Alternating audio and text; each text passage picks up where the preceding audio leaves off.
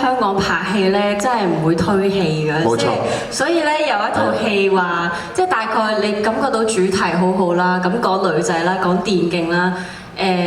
大概你感受到個團隊好好，其實就已經係一個好寶貴嘅機會咯。係啊，所以秒接咗，咁都的確係一拍即合嘅，因為我哋首先都係女仔啦，好明白girls power 或者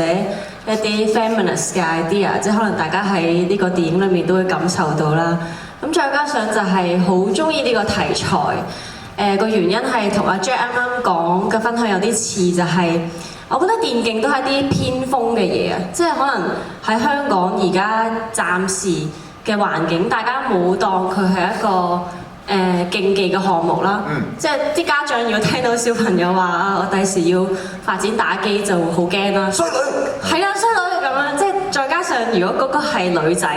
就更加會多啲 stigma。咁我覺得呢個電影嘅 message 同埋個 spirit 都好好嘅，就係真係拍一班女仔打機去發掘佢哋追夢嘅必要同埋過程咯，同埋sorry 繼續。冇啊，多謝係嗱，我絕對認同啊 Angela 講得好好啊，因為咧其實好多家長咧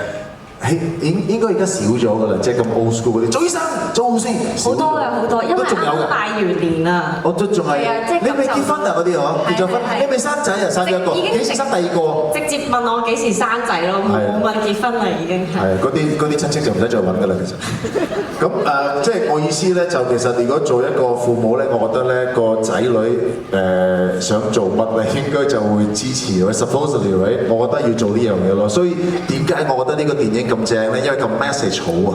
啊，girl power 其實大家都係平等，你哋中意做咩